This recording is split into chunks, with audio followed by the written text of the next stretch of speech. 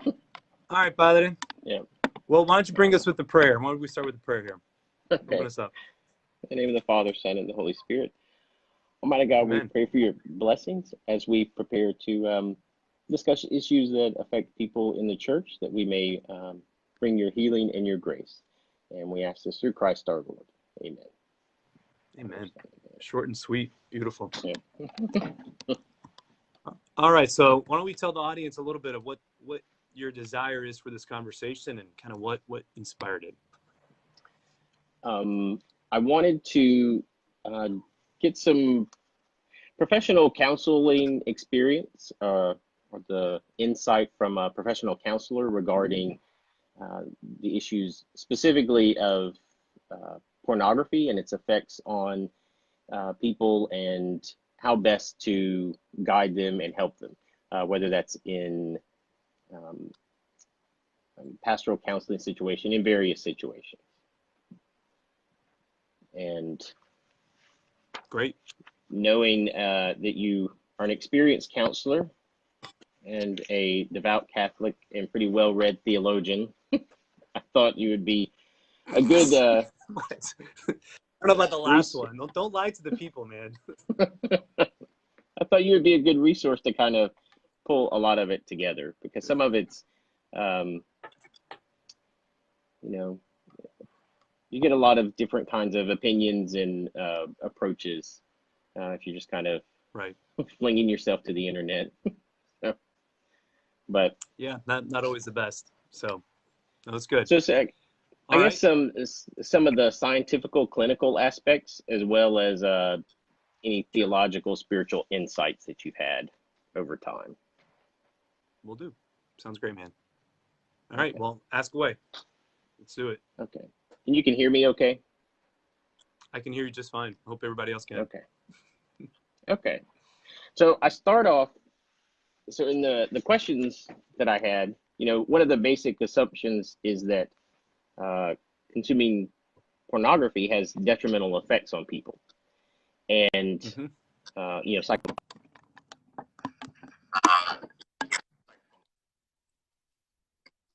you agree with that assumption? And is there a consensus among, I guess, medical professionals about that? About whether or not the effects are detrimental? Yeah, that the pornography has effects, negative effects on people? Is that what you're asking? Like, is there consensus that pornography has negative effects on people or relationships? Yes. Okay, great. The answer is there's not consensus, yeah, and as one would expect. Because I assume the effects are detrimental, and if that's the case, and is there a consensus among healthcare professionals? Yeah, so I would say that I'll say first and foremost that there isn't a consensus, and the reason that there isn't because of the research. It's really more because of motivations. I mean, the studies that have come out in the last few years, and there's a ton of studies that have come out that just show repeatedly, time after time, that pornography has negative impacts on relationships, skewed perceptions on sexuality. It changes our preferences for what we want out of sex. It skews and changes our perceptions of what we want out of relationships.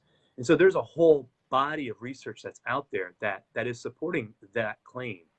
Now, what happens, I think, unfortunately, kind of within the mental health profession as a whole, is just that, I mean, sometimes we look at these things and we say, well, we don't want to claim that there's anything wrong with pornography or that there's anything wrong with really any sort of sexual behavior. Because as soon as you draw a line and say one form of sexual behavior is immoral or is bad or is a bad behavior, then you have to start creating reasons for that.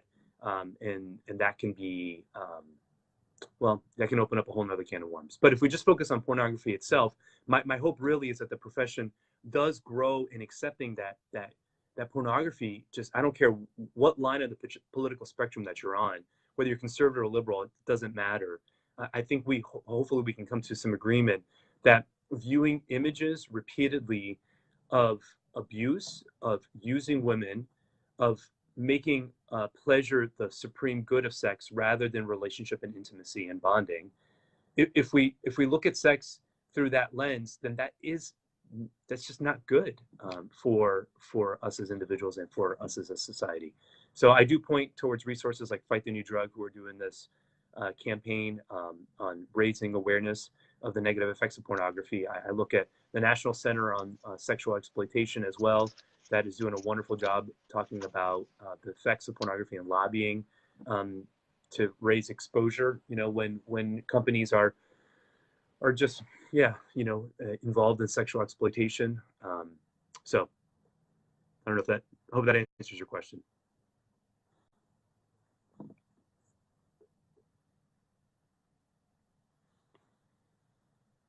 Messing up, but hopefully it'll stay. So I guess one question I had was, have you found a helpful way to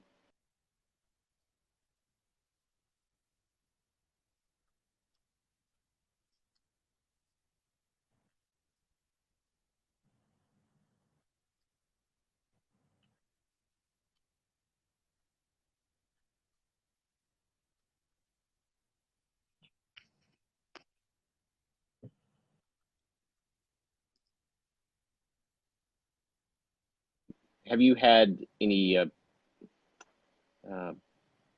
insights about explaining why it is, kind of right. the background? Well, Father Wyman, from my end, you're chiming in and out a little bit, so I do have the question in front of me because you did ask me that. Yeah, there's a little bit of a delay. Okay. Yeah. No offense to Okay. Birmingham.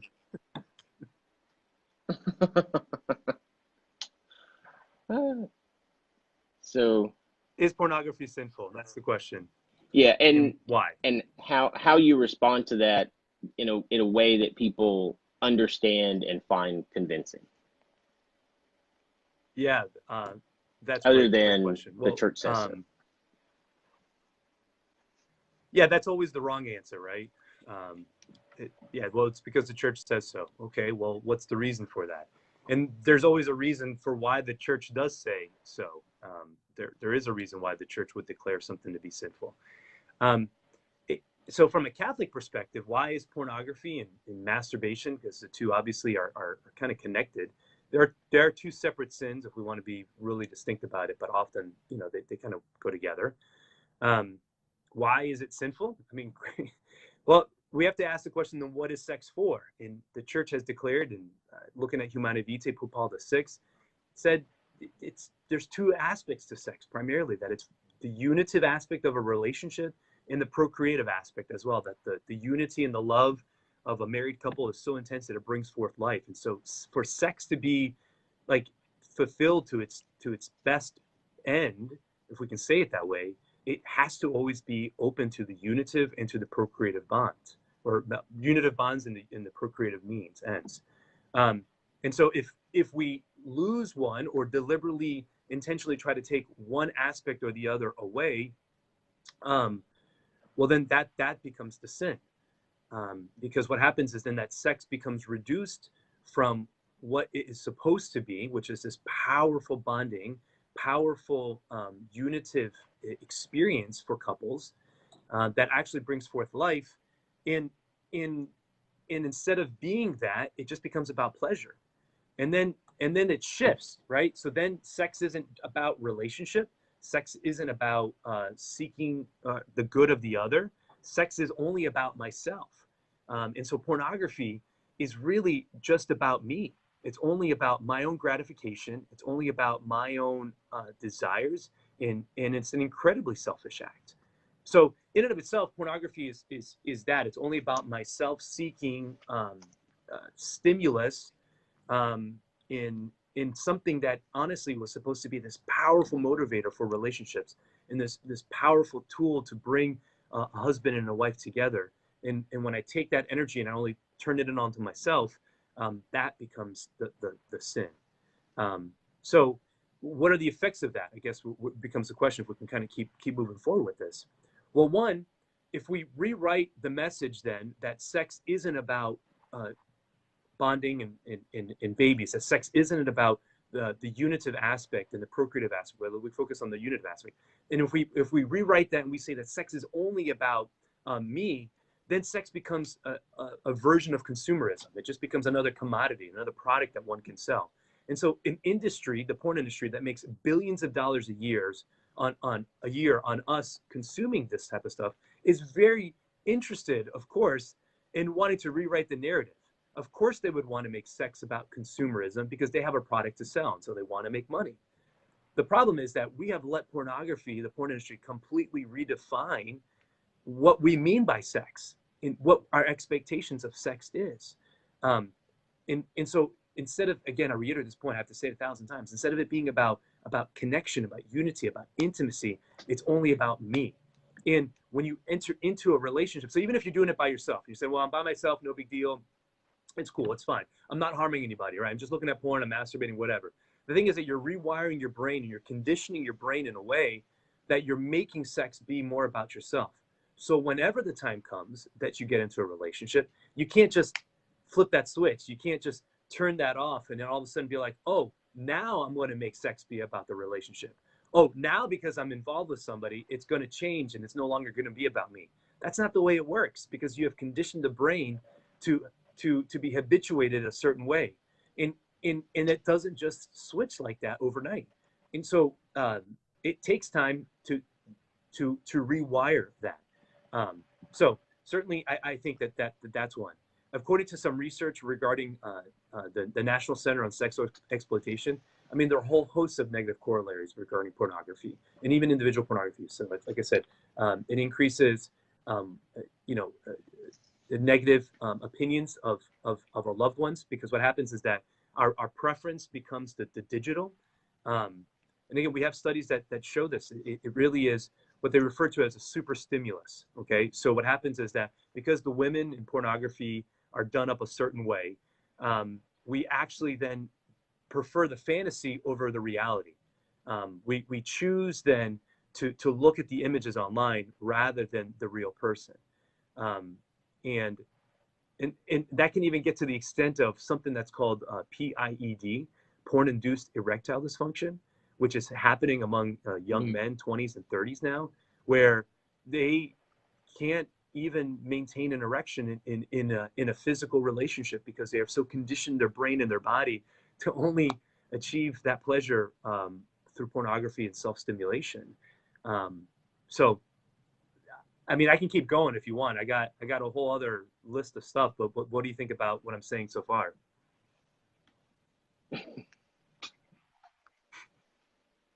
I think it's good so far. I think I'm having a little problem with the connection, so it kind of comes in and out a little bit. But sure, no problem. I'm not sure what's going on here, if that's on my side or your side or both. We love the internet. It always works. I'll say one more piece about you are in Alabama. No offense. Sorry to the folks in Alabama. The other piece that I'll offer is we're a little late here. It's good, man. Don't worry about it. You want to just type out some questions on the chat instead? We can do it that way, and then I'll just field them, kind of going through that. Sure. Let me see if is it in the write a comment? I think so. Just tap on the bubble there, and then you can write a comment, and then we can work it that way. So where there's a will, there's a way. Yeah. Let's see. All right, let me try to ask. Okay. So what are some of the main reasons that someone turns to pornography as I guess a de-stressor a lot of times, or I guess the psychological motivation? Yeah. It feels good. Pleasure. How's that for an answer? Yeah. It feels good. I mean, that's a pretty powerful motivator. I mean, when you really think of it, I mean, it's simply that. It just feels good. I mean, that's really all there is to it. So the question that you're asking is a good one, though. Well, yeah, I mean, listen, like I say that in jest, but also like not to shame. I mean, there's a Mm-hmm. reality that like we are motivated by these primal kind of emotions and these primal feelings, and a lot of that then is dictated by this little neurochemical called dopamine. That dopamine exists in the brain as part of the reward system. So when I am hungry, my body's telling me I'm hungry, I'm hungry, it's time to eat. And the way that it rewards satiating the hunger is by food tasting good. So next time I'm hungry, my brain goes, oh, it's time to eat a burger. And then I eat the burger and I'm like, ooh, man, that's a good freaking burger. Now I'm not hungry anymore. And so it did its job, right? The food did its job, the dopamine kicked in. Now I'm conditioning my brain to say, this is great. I got this desire. I can eat. It makes me feel good. So the problem with pornography though is that it hijacks that reward learning system, and in the reward learning system like can take over. I mean, we obviously like we can't go eat as much as we want. We can't just sleep in all the time. All the things that make us feel good, we can't do that all the time. We have to have our prefrontal cortex engaged and reminding us that like sometimes we need to fast, or sometimes we need to get up early even if it doesn't feel good. We have to engage in making good decisions. Um, and and the problem with pornography though is that when it really becomes a real compulsion, or a real problem, is that it has hijacked that dopamine receptor, that reward learning system. And so that is taken over, and the prefrontal cortex is no longer engaged when it comes to making decisions related to pornography use. Um, and so what ends up happening actually is if that's going on for long enough, the that that center, the limbic system, that part of the brain that controls the release of dopamine, actually decreases in the brain. It actually gets smaller. And the reason that it becomes smaller is because the brain is so efficient that if it knows it's going to get a regular hit of dopamine through pornography, and not just a regular hit, but like this rush, this torrent, this like exaggerated amount of dopamine, then it says to itself, I don't have to produce this stuff anymore. I don't have to take care of myself. I just know that this external is going to come in and do this. This is similar to what happens when people go on, like if a guy has low testosterone, for example, later in life, and he goes on low testosterone supplements, what ends up happening is similar, that the parts of the brain that produce testosterone actually stop working because the body is now conditioned for testosterone to come in through other means. Does that comparison make sense? Mm-hmm. Yes. Um, and so it's similar with dopamine then, that like the brain just is so efficient that it's like, well, why do I need to produce this stuff anymore? Like I can get it through this means. So the problem is though, if pleasure or contentment is only coming through pornography, that closes off the abilities to receive pleasure and contentment in other ways. Mm-hmm. Do you see that? Mm-hmm. Because it's conditioned itself to only get that incredible high through pornography. And so then other things don't taste as good, so to speak. Other things don't feel as good anymore because there aren't the same connections. The dopamine isn't kicking in as high because the brain isn't producing it because it knows that it's going to get it through porn, which then becomes this vicious loop of, well, things aren't as good, but porn is good. And this reinforcer, it gets even more even more reinforced. So why then do people turn to porn again? It's because it feels good. Now that's all like a neurochemical level. The deeper questions of psychology of why you're pairing pornography. I mean that can be a whole host of questions that involves kind of introspection. What I found often with a lot of guys is there's a real connection between anxiety and pornography. And I think the reason for that, again, going back to the reward learning system, is that uh, for a man, when a man orgasms, the part of the brain that controls fear, the amygdala, shuts down when it gets flushed with the dopamine, when the testosterone, all of that. It just literally shuts the brain down and shuts the fear response down. And again, the purpose of that is intimacy and being able to be secure and connected with another person, your spouse, to have that sense of safety. But when you're not doing it in that context, and it's just the mechanisms, just the pleasure, and then the shutting down, again, now you've created a real powerful reinforcer. So I have anxiety. Instead of dealing with my anxiety, instead of really understanding what my triggers are, what's the circumstances, what's the environment that triggers that, I know I can just turn to porn, and porn can, like that, just shut it down, turn off the anxiety, and I don't have to worry about it anymore. So that becomes real powerful, right? I think the same thing also with the desire for connection. We can turn to porn in a way that we think is going to bring about some sense of connection with another person, but again, it's hijacking that that part of the brain. And so rather than doing the real work, right, which is engaging with real people, having to go ask a girl out, those things are hard. You got to do those things, though. If you want real connection in life, you got to be risky. You got to go have conversations. You got to go do those things. Porn, because it's so easy and such a reliable source of pleasure, it almost makes you lazy and it makes it difficult to have to overcome to go engage in those things. So there can be a whole host of reasons why somebody falls into pornography. We can go into all sorts of stuff. Mom issues, dad issues, relationship trauma issues. I mean, a whole host of other reasons, psychologically speaking. But at the base, it's because it just feels good. That's really the answer. So I guess that kind of helps explain too. I've talked to older men like that grew up maybe in the 60s when the method of delivery, the consumption of it was different.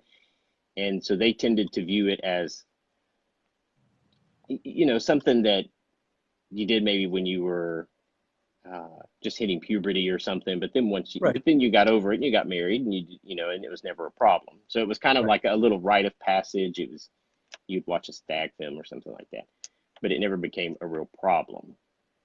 But I guess now, because of its availability, it becomes availability, and then also the way you can consume it readily alone, rather than I think it's what they've said is the AAA engine: the accessibility, the affordability, and the anonymity is the three things. So when you talked about, you know, method of consumption before, well, you you would have to go to the gas station and face another person and be like, hey man, can you get that magazine behind you, right? Or you have to go to the video store and actually walk into the section of the video store that was you know, walled off, or you know, the private room where you grab the movie and then you have to go find another person, look him in the eye and give him money. You know, you don't have to do that anymore. So that's one thing, is that the anonymity factor is huge. You can get away with it. You don't have to actually face another person and engage in that.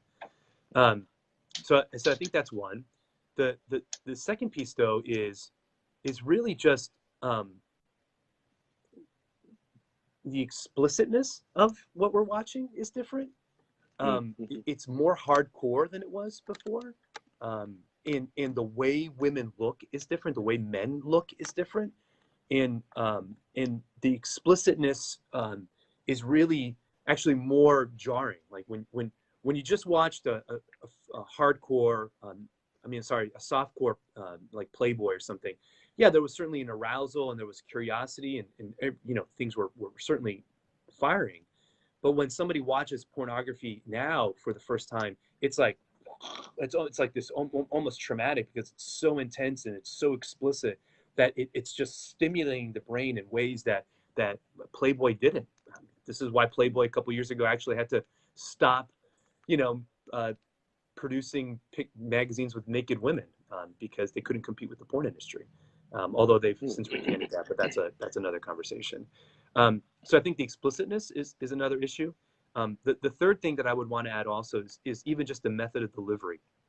I really think if you had the same image on a magazine and that same image on a super OLED display like we're using right now, the super OLED display is going to look better. And so the screen, the light, the imagery that's coming back at me, I'm much more like drawn to want to look at the screen than I am to want to look at the magazine picture itself. And so even that becomes more intoxicating, I guess. I don't know if that's the right word, but it becomes more just more difficult to say no because you're looking at the screen. So I think that is also part of the reason why this has become such a big problem, you know, in our day and age, because everybody's got one, man. I mean, you said it before. I mean, everybody has a smartphone in their pocket. Everybody has the capacity to look at hardcore, super explicit pornography in ways that we couldn't even imagine or dream of 40 or 50 years ago. I mean, the stuff Yeah. that porn producers are producing right now, it's stuff that it just wasn't even on the shelf, even at those stores. And all you need to do is do a Google search and you can access whatever you want. I mean, man, it's just tough. It's just really tough. So when it becomes I guess what are the counseling methods that you use when it has become a very strong habit with someone, or a compulsion that you might say? I guess people would come for counseling when it's become more like an addiction, rather than just kind of an occasional thing. I think so. I think mostly people who come in will come in when it's problematic. We'll just use that. What the delineations are between compulsion, addiction. I mean, I think some of these things are becoming more nebulous. Really, again, to what degree can you say no is really what it comes down to. To what degree can you actually stop yourself with this? Is to the degree that it is a compulsion. The classic definition of an addiction would be inability to stop despite negative consequences. So maybe you're working with somebody and he's coming in and he's saying, my wife found out about it, and she's about to leave me, but man, I still can't stop. So even though everything in my life is telling me to stop, I still can't stop. That would absolutely be a compulsive behavior. You have lost the ability, you've lost your will, you've lost your ability to say no, even when bad things are happening. So I guess what would I offer if I'm working with somebody that's coming to me in this stage? Well, the first thing is you have to, I guess, really, even in pastoral counseling, because this is really what the focus of the question is, as a priest, what could you offer, which is different than what I would offer as a professional. Well, first you got to talk to them, and you got to listen, you got to engage in their story. You don't have to hear all the details. Certainly, you want to have some degree of modesty, even for your own ears. And I know that's one of your questions that we'll talk about a little bit later. But certainly, you want to be able to listen to their story. And then I think the best way to kind of hit this is in two approaches. One is there have to be real behavior changes. Okay, so setting the filters, getting rid of the phone, getting rid of the computer, putting real restrictions. That type of limiting the accessibility to it is one aspect of it. But then the other aspect of it is those deeper psychological questions. What are the real needs that are being communicated through porn? What is the false desire? What's the real desire? Asking that. If sin is always just this missing of the mark, then that means there's some good that's being sought after in porn. Can you come to understand what that good is? I'm not saying that porn is good. Porn is evil. But do you understand what I'm saying? Like you're still seeking something. It's still doing something for you. Now, because it's sinful, it's not going to achieve the good that you seek. Like you have to go find then what that good is and try to seek that as well, so that you're bringing that into your life, and then the other piece is so then the pornography hopefully kind of dissipates. So it's kind of like a multi-pronged approach. You want to set the behavior, the limits on the behaviors. You want to set the filters. You want to limit access to the computer. That's it. You want to go to counseling to be able to work at the deeper issues. But then the third piece is accountability. And I think anybody who really is struggling with this needs a group, needs a community of people that are in there, that are with them, that can work the steps if that's part of what you want. But really, you need accountability. You need somebody that when it's 2:00 in the afternoon and you're by yourself on a Saturday, nobody's home, and the computer's there, but the computer doesn't turn off till 10 o'clock. In that moment when you're tempted, who do you reach out to? Who do you call? What do you do? Or do you just succumb to the desire? So I think as a priest, certainly I would encourage you to tell your parishioners, or somebody you're struggling with, like this isn't something that is just going to go away by like snapping your fingers or saying a couple of Hail Marys. Okay, I love the Hail Mary. Obviously, I'm not being blasphemous right now, Father. So please forgive me. But all right. But that's all right. Yeah, thanks.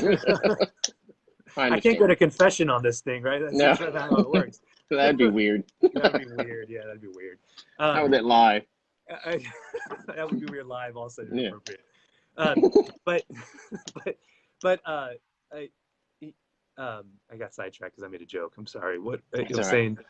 That Oh, it takes you real got to work. work at it. That's it. You can't just say a Hail Mary. I mean, and expect it to just go away. That there isn't just a magic trick that is going to make it. I don't know. Just magically go away. I mean, like Mm-hmm. you got to tell people like you're going to have to work hard at overcoming this thing, man. Like Yeah. there's no ifs, ands, or buts about that. Like you got to do like wholesale changes to your life. I mean, like I know you love your phone, but you're gonna might have to give that up for some time, and you might have to have a dumb phone and suffer the wrath of humiliation that you can't go Facebook anymore on your phone, or you can't text as fast as everybody else. I mean, but at the end of the day, like what is the greater good here? What is more valuable to you? And that becomes a question of motivation. What like really what is more of greater value to you? Your freedom from pornography or the conveniences that you currently have. And it's okay to accept the limitations and saying, you know what, I probably can't watch that R-rated movie that everybody's talking about because there is that sex scene that I've already heard, and I know that's going to trigger me. Bam, that's awareness. That's okay. The people closest to your life are going to understand what that means, and in trusting in that is part of the process. Um, so you people got to know that it's going to take time. I think what they say is 3 to 5 years is really what it takes for the brain to kind of reset itself. So I mean that's 3 to 5 years of doing real work. Um, but I tell guys this all the time. Honestly, I say um, if if you are struggling with this and you ask why is it that God would want me to really struggle with this issue, it could be that this might be the means that God has put before you. This might be the cross that God is using in your life to force you to cultivate virtue. Um, and if that's the case, well then, praise Him. That's all I can say. And I was just thinking, when you're talking about parishioners, um, it's always an uncomfortable topic to talk about. How do you uh, suggest to, because you're a father with 4 boys, is that right? That's it. Yeah. Now, how do you suggest to fathers to, and I've been talking mostly in terms of men. I know Right. some women, I think predominantly it's men who struggle with it. How do you suggest men to talk to their sons about it? Yeah. No. So I'll say one. Yes, it's historically been a male issue, but a lot of the new studies are showing that. I mean, in this younger generation, the teens, the first generation really to have a smartphone in front of their face all the time. I mean, it's very high among women as well, among girls. So it by no stretch of the imagination is this just a boys' issue anymore. And I think that needs to be stated because that's the world that we live in. How have I talked about it with my sons?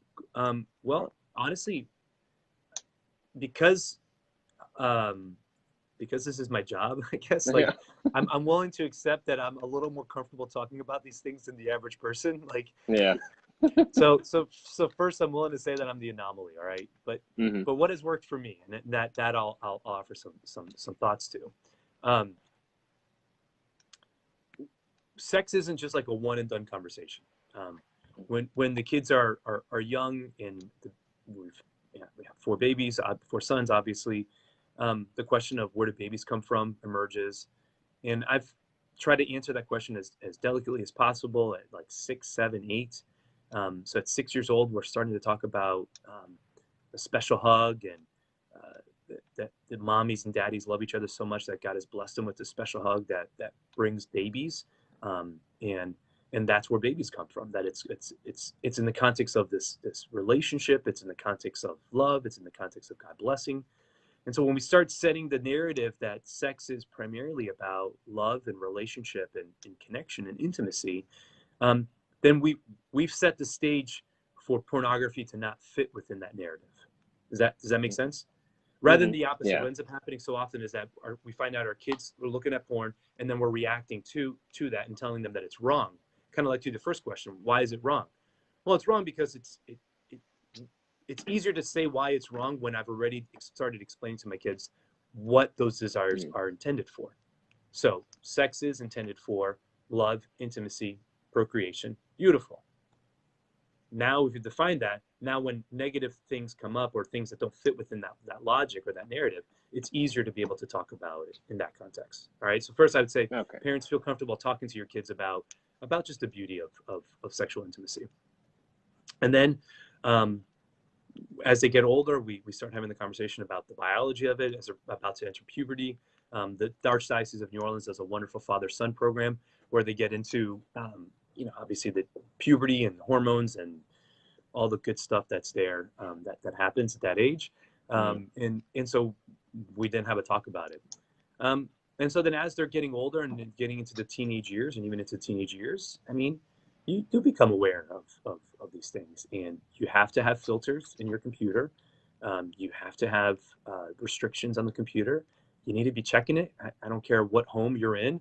You have to be checking in on histories and browsers. And if you see something or you discover something or you recognize that your kid is looking at porn, then you have to talk to them. I mean, if this has been a regular conversation, it's a lot easier to then have that talk. Hey, I saw, on the history the other night that there was some couple websites that popped up, and those weren't websites that I look at. Those aren't websites that your mom looks at. Let's talk about it. What happened? And then you want to invite the conversation in a way that isn't shameful. You don't want to be like, oh, you're going to hell because you looked at porn, right? Or Yeah. you're the worst freaking kid ever because you did this. I mean, you don't want to shame them in the midst of it because it's very vulnerable. And so you want to, I think at least, you want to try to invite dialogue. You want to meet them in the midst of that. You want to offer your support as a parent. But then at the same time, you can't restrict everything. I mean, you have to, and this is what's the hardest part about being a parent, is you have to leave some freedom for your child to engage in virtue. That, like, your child has to grow in their capacity for temperance. That means that there has to be some occasion for that. I tell my sons, listen, I am not going to hover over you. Like, I'm not going to crowd over you. That's not my job. My job here is to form you to be the best man that you could possibly be. And that means that when you see these things, because if I can, let's say if I just get rid of every computer and internet access as a whole in my house, right? Nobody has access to the internet. That's the safest way to safeguard against pornography. I don't have a Wi-Fi router. And then anytime a friend comes over, I buy a special device that will block cellular networks, right? I'm just being fictitious at this point, but let's say like I create some way that I can have zero internet in my house. Well, great, awesome. But have you really trained your kid to be able to engage within their heart? Have you really trained your kid to know how to say no? Because they're going to go over to their friend's house, and if they haven't learned how to say no internally, they haven't been coached in that, they haven't learned that, then you're not preparing them for reality. Do you understand what I'm saying? Like, that's a tough balance right there. It's like, you want to have the filters, absolutely. You want to be aware, absolutely. But you also need to let your kids know that you are in the driver's seat. Like, my son, you are in the driver's seat of your life, and you have to decide for yourself what type of man you want to be. And you have to decide, is this a value that I want to have in my life? And if the answer is no, that this is a value I don't want to have in my life, then I, as your father, am here to help you as best as I possibly can to work with you to overcome these fallen desires. So those are all, I mean, it's a long-term project is what I want to say. So let me say that's the last thing that I want to make with regards to talking to your kids. And encouragement for parents is recognizing that, for me, I recognize that my kids they're gonna come across it. I mean, it's impossible. At some point, everybody's gonna come across this, with just the way things are. I'm not trying to prevent my kids necessarily from seeing it, because, well, I am certainly, but I know that they're going to. I really feel my goal is I don't want them to be addicted to it. And that's my desire, is that I hope that whether they see it, that they come to me and talk about it, but by the time they're 18 and they're in college, that they're able to navigate in the dorms better, that they have freedom from this in a way that their contemporaries don't have, that their peer mates, their peers and friends don't have. That they're just not addicted to pornography. That really is kind of my long-term goal in this process, co-parenting. Okay. And I think a lot of times, especially when we're getting older into that late teen, early, or really any kind of teens, but you get that sense of that you're missing out on something because you hear it's so casual in whether it's music or TV or whatever, that they get FOMO. curious. And what's that? FOMO. What's that? Fear of missing out. That's Oh. what it's called. Oh, I never heard that. Well, you know, FOMO. I'm cool. I'm hip. I'm on these things. So how do you I guess how do you counter that fear of missing out? You know, as you get older, you just don't care, you know. Somebody says, well, you're going to miss out on the new iPhone features, and it's like, well, it won't kill me, you know, or something like that. But when you're younger, you think, oh, I'm going to die if I miss out on something. So what's the approach to help people kind of overcome that fear and priorities and things? Yeah, no, great question. I think it's a big thing because, again, going back to the phones and social media, there's so much pressure for connection. There's so much pressure for fitting in and looking like everybody else. And of course, everybody dolls up those pictures. You know, nobody puts an ugly picture of themselves on Facebook or on, you know, Instagram or whatever it is. And so there's always not just a fear of missing out, but a fear of feeling less than this fantasy world. And so I think first and foremost, we have to teach our kids to recognize that you can't keep up, and don't even try, because it's not reality. And so that's one. I think it is a real draw. And so there's a place of I go back to the virtues of teaching temperance, of teaching restraint, and you can do that from a young age. So if they get $100 from their grandparents, what do you do with that money? Do you just cash that over and give that to your kids and allow them to spend every dime of it? Or are you going to try to inculcate, you know, some of that needs to go to tithe, some of that needs to go to savings, and really of the $100, maybe about 50 of that is what you can spend rather than the full 100. So are you starting to teach them balance and moderation? And in the end, you got to pray for your kids also that they can see the deeper things. And the adolescence is a tough time, because we are making the shift from my family as my primary source of social relationship engagement to my friends being that. And that's important, because that's a transition. We want that. That's a healthy transition from our kids going from just under our home to starting to engage with the world, and then hopefully having that sense of independence and living their own life, which is what we want. But I don't know what to say, man. I think it's a really difficult thing that we want to encourage our kids to, again, not to shame them, but to help them see what the bigger value is, and that it's not always the best iPhone or the latest thing. And if they feel love and security and connection and all of that, even when they don't have those things, then hopefully, I don't know, hopefully that helps. Okay. Great questions. And when you're working with people, do you notice any kind of differences, either in treatment or their views on it, when they come from different ethnic or education backgrounds, or just some of those demographic differences between people? Or is it pretty consistent in terms of their response to treatment, or what works best for them? Yeah, I don't know explicitly. I'll just say that my answer here will be mostly speculative. So if you allow me just to think about that. I mean, I don't know necessarily across the board, like if there's differences with regards to ethnicity. We talked a little about gender differences. Certainly men are more visually stimulated, but I think that's kind of changing. The expectations for sexuality is changing among boys and girls. I think it's more a question of Yeah, that's a great comment. You know, that Josh is chiming in right there. Lust affects everyone. Yeah, that's not even a question mark. I think that's maybe an exclamation point. I think their fallen desire is something that affects all of us, and the desire for sex is ingrained in every single person because it's a desire for connection and relationship. Um, so I think the bigger thing, though, certainly accessibility, both to the internet. So maybe socioeconomic status could affect one not having the smartest iPhone or the latest iPhone. So I would think that might play a factor into it. And then maybe the only way that the kid can access the internet is by going to the library or being at school. So that can cut both ways, though. Maybe that's the way that they do access porn.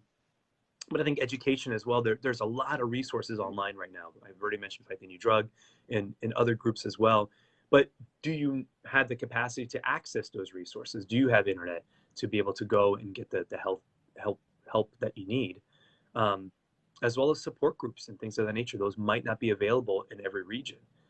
So somewhere like a big city will have more support available than a rural area will. I mean, and that's just kind of across the board. So if you're in a rural setting, the issue might be the same as it is being in a city, but I wonder the ability to get help, though, might be more difficult because you're not as the help just isn't as accessible. Okay.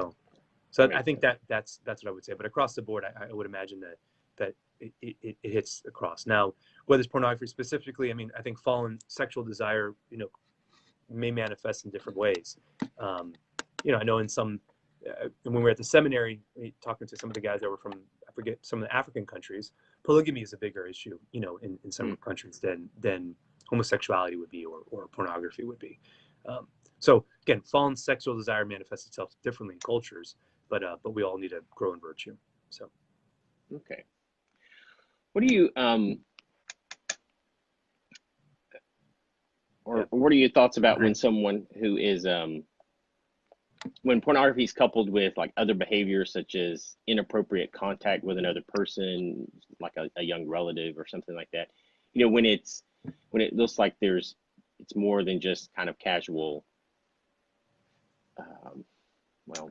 casual viewing of pornography, when it seems to be manifesting itself in other ways outside of just that particular activity. I think, I think that the word that comes to mind when thinking about that question is tolerance, the tolerance effect, and what that means is that we think about it often. Clearly, we'll think about it like with drinking or something, right? So I want to get drunk. Maybe I start drinking for the first time, and 2 beers, man, I'm a lightweight. That's all it does. 2 beers, and I'm out. But then as you start drinking, 2 beers doesn't get you that same level of high. Doesn't make you feel as drunk as before. So now you need 3 beers, or then you need 6 beers, and then you keep working tolerance up to maybe I need a case to get that same level of sensation. Or maybe beer doesn't do it. Now I need to move to hard liquors. So tolerance kind of works in that regard with regards to alcohol, and I think it works that way with pornography as well. That you may start with softcore porn, but then you start moving towards needing more explicit material. So then you start going to hardcore images, and then the next thing is you're looking at violent images, and then the next thing you might be looking at inappropriate child images. It's not like you just end up there. The gateway, yeah, that's the word there. It's not like it's the first thing you go for. It's not like you just, I'm today's the day I want to go look at S&M stuff. Like it takes a while for that to kind of build up to get to that point. So that's one way tolerance manifests with regards to pornography. The second thing is the amount of time that one spends. So maybe 15 minutes does it, but maybe it goes to 30 minutes, maybe it goes to an hour, and needing more time in front of the screen to be stimulated. Or if you're moving towards tolerance and the images at some point don't do it, you need then some personal contact with somebody who's willing to recreate what we're watching online. So maybe you might go to a cam girl and do interactions of that nature. Or maybe you start going on Grindr or Tinder, or start going on other apps that are intended just for hooking up. And you're finding people who are willing to recreate those because now the image isn't enough. I need to go find that somewhere else. Well, the problem is that when we're stimulating and we're conditioning our bodies to get more of this high, well, like I said earlier, it becomes harder to say no.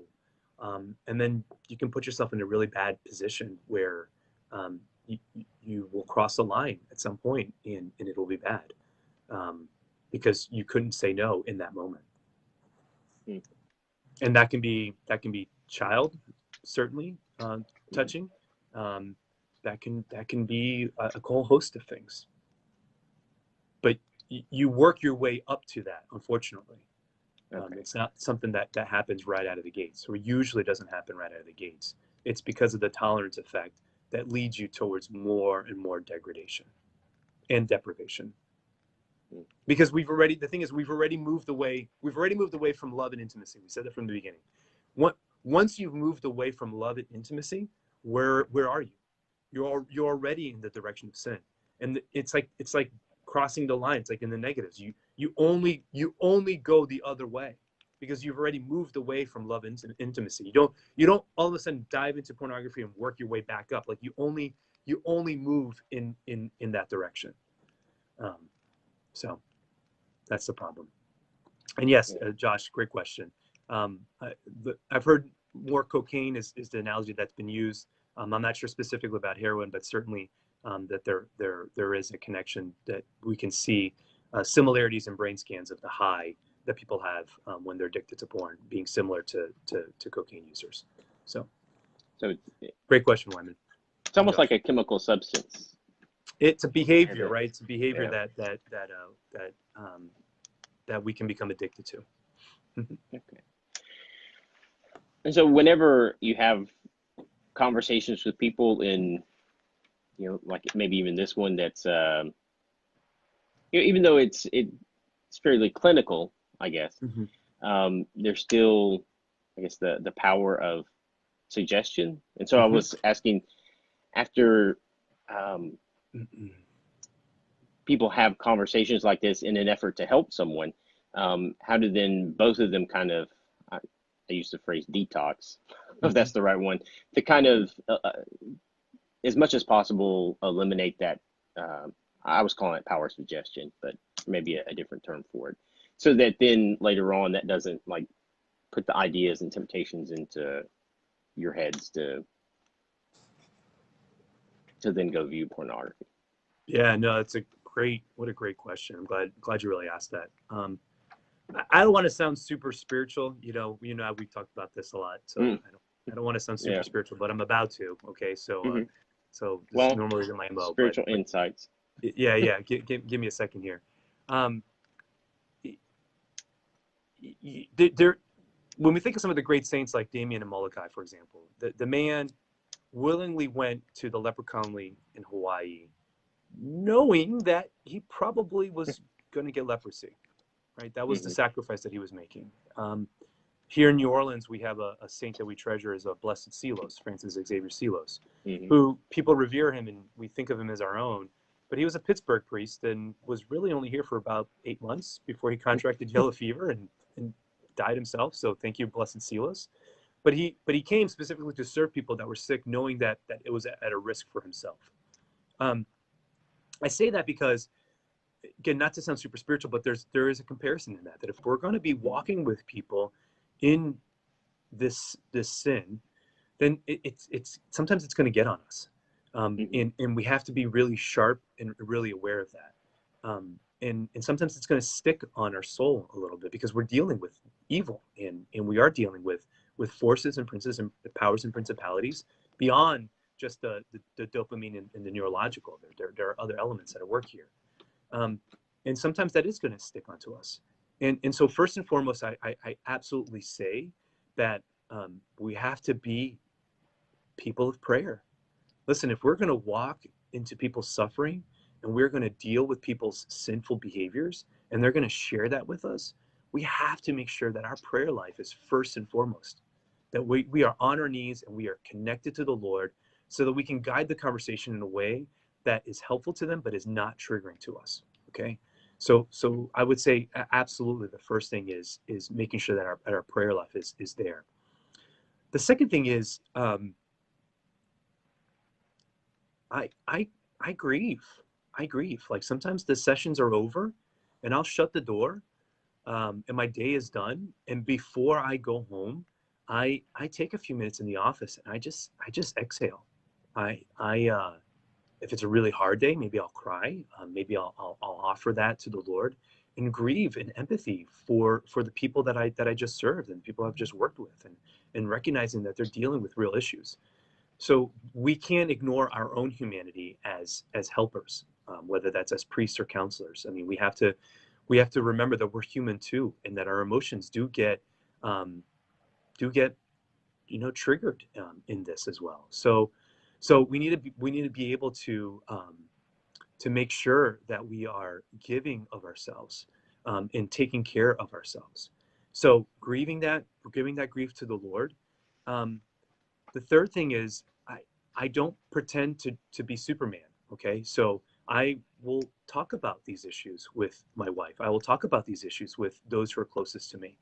So I don't feel like I have to carry this burden alone. Man, it's really hard, and these conversations came up, and this stuff is kind of in my ears, and I just need to talk this out. If you are a priest who is in recovery yourself, and you're trying to help people through this issue, then those are the times then that you really need to lean in on your group. You really need to lean in on your sponsor. You really need to be able to share with somebody else that, like, I'm feeling really triggered because of this conversation. Mhm. And again, not trying to be Superman in that. So prayer, grieving, meeting them with empathy, um, talking to those who are closest to you. And then the couple last things that I'll offer is this. If I am triggered because I've had conversations, for a few days that have really kind of been sexual in nature, and they're kind of stimulating and just kind of stuck with inside of me, I'll probably be more sensitive not to, more sensitive of what I watch on TV, or what I expose myself to on Netflix or in movies, to not further add to that, because I know that the temptation is kind of there. And that is a temptation. I mean, the devil would want me to fall, of course, and would want me to not be capable of helping these people, because he knows that's what I'm doing, is I'm trying to lead these people away from sin towards virtue. So, and that's not unique to me. That's not making me any sort of freaking special. It's any of us that give our lives to the service of others. It's not anything unique. Um, and so just being aware of that, recognizing that, okay, I'm a little tempted, and so I should be more cautious with what I expose myself to. So I'm not going to watch that show that has all those jokes, or I'm not going to watch that movie that I know might have that scene in it. And so just really just trying to limit yourself in that. And then really the last thing that I would offer for anybody who isn't a priest or counselor or helping profession working with these things is really regular exercise. Because yes, it's a spiritual issue, and as we talked about, it is a biological issue as well. For men, when we get sexually aroused, it's a mix of testosterone and adrenaline that's kind of pumping through us. That and the testosterone, I've heard, is a precursor to dopamine. So it's part of that rush that leads towards that. So if testosterone and adrenaline is pumping in my brain and in my body, then let's go put that to use. Let's go to the gym. Let's go pump some iron.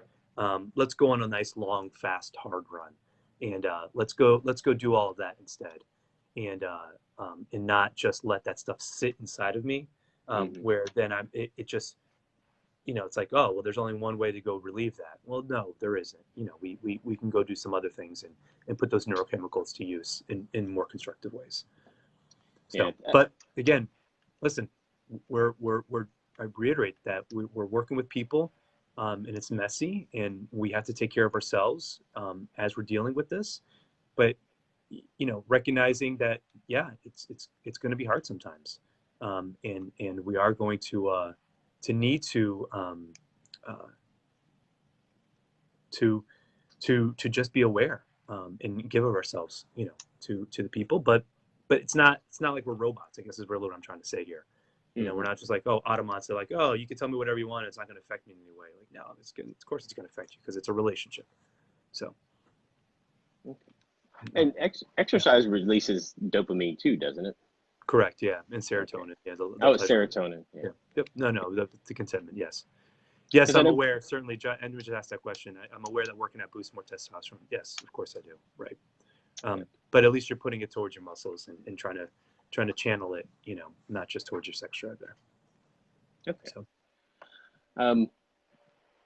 Well, was there anything else that you wanted to add? Anything that maybe I didn't cover that you thought was yeah, important to know? yeah. I think if you're having these conversations with parishioners, then you can guide the conversation in a way that you can tell them if they're saying too much. So if it's overly triggering, then you can communicate that. If you are in the confessional, I think it's a good just bit of advice. Just maybe always have a rosary with you in hand in the confessional. I'm not telling you what to do, but this is an advice that my spiritual director had said that he does. And so when he is maybe having listening to the confession of somebody and they're being really explicit, it could be a woman or a man, it doesn't matter, but they're talking about their own sexual sin, that he just quietly, reverently closes his eyes and he just listens and he's just praying his rosary as he's listening. He's engaged, he's communicating that, but he's also managing himself in that as well. So it doesn't always have to be locked in eyes listening. I'm watching all the time. Like I can listen by putting myself in posture that I'm trying to engage and listen to this person's sins, and recognize again that it's always Christ who works through you, in the confessional. So I would say just know your lines, and don't be afraid to gently redirect or guide the conversation in a way that is that. If you are working with a woman that is attractive and she sits down, in a way that is a little provocative, then move yourself in a way that you're not as tempted. You know what I mean? Like move your way in a way that you're not seeing things the way you should see. You have control over yourself and you have control over your setting. Guide the conversation again in a certain way. Offer quiet prayers for yourself. Watch what you look at. All those things are within your grasp. That I think anybody who's working with people that struggle with sexual issues certainly just needs to be aware of. Mm-hmm. Okay. Well, mm-hmm. Thank you for your time. I think it's helpful to learn about more of the physiological and the biological aspects of all of this, because we're body and soul, and a lot of times I'll tell people, remember you're both. Yeah, right. So you need to have kind of that double pronged attack, I guess, if for anything that you're trying to overcome.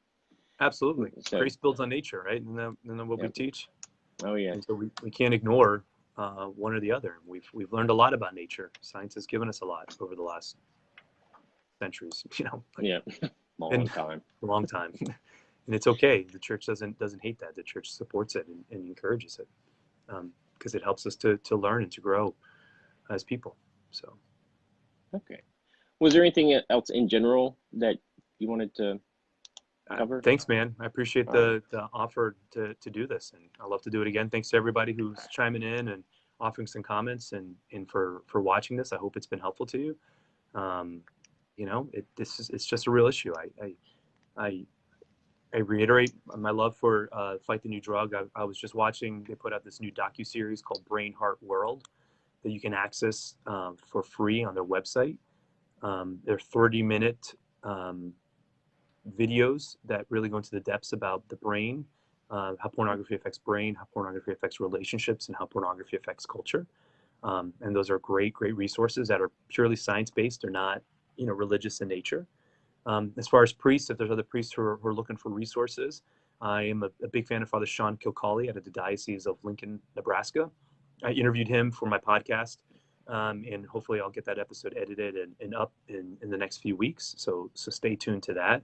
He's got a lot of great resources for priests. He does a 4-day intensive to really kind of educate priests on the nature of pornography and how to really work with it in the parish. I think he's certainly a leading resource as well.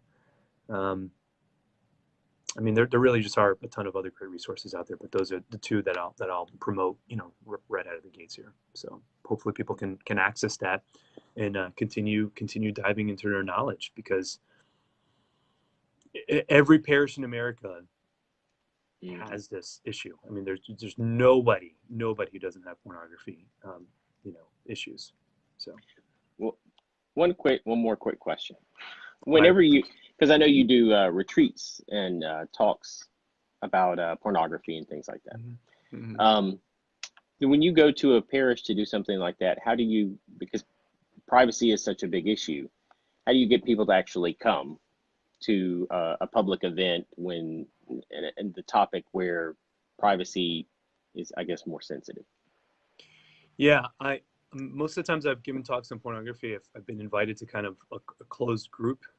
So a seminary where everybody has to show up, or like a theology of the body camp retreat where everybody's already there, and I'm just one of the speakers that on the list of speakers that are there. So I actually haven't been invited to a parish to do it, where just a free call of whoever wants to show up can come. I've done presentations on how to talk to your kids about sex, and parents do show up for those events, and then I kind of chime it in. So I think the way that you kind of have to couch it is, if I give this conversation or lecture to priests or seminarians, you almost have to couch it in this is how you use this to help those that are in your care, not this is how you overcome it for yourself. Right. And so when you couch it in kind of that, it makes it a little more inviting. It's like, oh, I'm a priest who has this issue in my parish. I think I can show up to this thing, right? Yeah. Without having to confess that he's a priest himself who struggles with it and needs the resource. So I think that's one way you can kind of couch it in the application of it, or if as a parent, how to talk to your kids about it. Yeah, I can go to it. Every parent needs to know how to talk to your kids about, you know, pornography or sex, without having to confess that I might be a parent who struggles with this and needs more information myself. So that's the way to kind of do that and make that a little bit more digestible if you wanted to do something like that at your parish. If you just go, hey, everybody, here's the porn talk for all the sinners in the parish, you know, come show up. Yep. They'll be lined out the door. Lined out the door, man. They'll be coming. Yeah. Right.